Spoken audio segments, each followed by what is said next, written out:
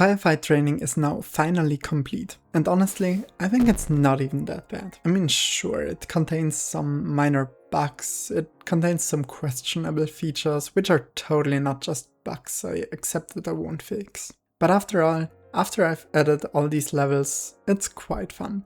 I mean, I basically just spent the past 2 days making levels and playtesting them, and I didn't hate it. I mean, there are some levels I never want to play again because they're so annoying, but regardless, it was fun. And even though I always mention that I hate making levels, I did actually quite enjoy it this time. I feel like I just needed to get into the flow state and just work on levels with basically no interruptions. After a while, I just knew which components could be combined in ways that lead to a fun challenge. And funnily enough, there's almost no level in which you use the extinguisher just to extinguish some fire.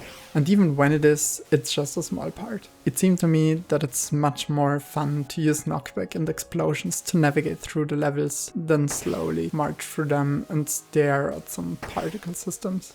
Generally, I think my level making skills improved a lot. My first introduction and tutorial levels were overly complicated. I wouldn't even use them as a standard level now. Basically, when making levels, you want to introduce a new mechanic, then make some more levels to practice that mechanic before introducing another one. After some levels, you can then combine the previously learned mechanics. I did not entirely do that. Each mechanic has its own tutorial level. I didn't add practice levels in between those, since whatever you learn extends kind of on what you already learned in the previous level. Some levels might still be way too complicated. I guess I'll see that when people start playtesting my game.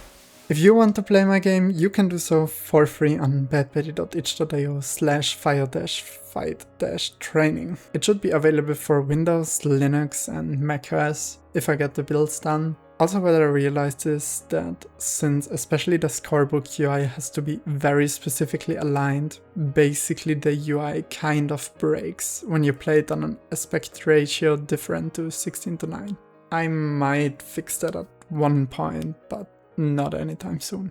Also, not only did my ability to make interesting levels hopefully improve, but I also learned how to better use ProBuilder. If you look at each level, you can clearly see that some have weird wall meshes, which are not coherent at all and just look like I don't even know what, while some of the newer levels have very clean ProBuilder meshes. And here I basically had to spawn a bunch of random colliders anyway. Furthermore, you can see that some levels are basically very 2D. They are 3D, but what I mean is no information is lost if you look at them from the side. That's basically because if you've been thinking about making 3D levels the whole day, at some point you're just tired of 3D spatial thinking. And in addition to that, I made some level concept art in some notebook in which it's a little bit more complicated to note down 3D ideas. This is actually the same notebook in which I noted down my first idea about this game over 4 years ago. And I can see that basically the game's entire concept changed several times throughout the years. In the very beginning, this game was supposed to be a multiplayer PvP game, or some hectic solving of tasks while everything goes up in flames game. But most of the time it was just my Unity practice game.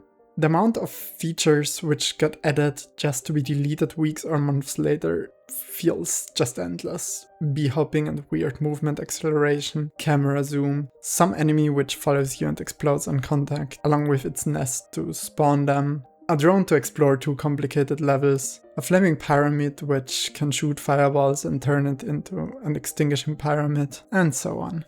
Another thing which was constantly changing were the visuals. I'm content with the style I chose in the end. I think some levels look really empty, especially larger ones. I mean, the only detail or decoration element I have is this tiny wall torch, which I used very sparsely. But apart from that, I think the voxel/pixel style was a great choice. Also, I really like how the menu turned out. I did make some final adjustments actually since last devlog. The table of content takes up both pages now, allowing me to add more levels in total. Additionally, I did add a high score, which is displayed in the table of contents and underneath the win conditions on the detailed level view. When I decided to add the scorebook, I also got rid of high scores, more focusing on the training part of firefight training. You only see whether you passed each aspect of the level or not, but especially with the newly added fast movement based levels, high scores just felt like a necessity.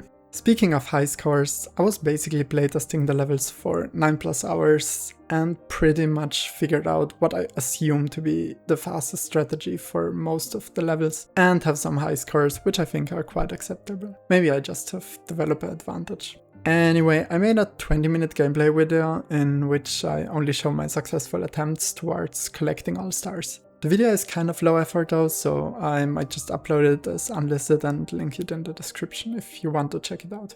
But I do really recommend you to try the game out yourself first, since sometimes figuring out how to obtain a star might be quite interesting. With that said, this project is officially complete and done. This is officially the final devlog regarding this project. If you find any bugs, you can just leave them in the comments here or on itch.io. Depending on how severe they are and how motivated I am, I might fix them. But some already known bugs would require me to rewrite big parts of the movement system, and I really don't want to deal with code I wrote 4.5 years ago anymore. I mean, I counted the length of an array by manually iterating it back then. I did change that, by the way, but the code is still far from good, maybe even far from okay. Anyway, now that my oldest and longest game development project is complete, what will I work on next? Actually, I'm not telling you since I haven't decided yet and don't want to announce anything just for it to not be true, but I think I want to just make some silly little experiments or prototypes, maybe participate in some shorter game jams. You know, tiny side projects, nothing that will take years to complete. I do have longer projects and ideas though, so I might also just work on that whenever I'm motivated and just have multiple side projects. Anyway, I realized I'm just talking about nothing anymore. It's time to end the video. Again, if you want to check out the game on itch.io, it is available on most platforms. If you do, please give me some honest feedback. Thank you for watching, and I guess I'll see you in the next video. Bye!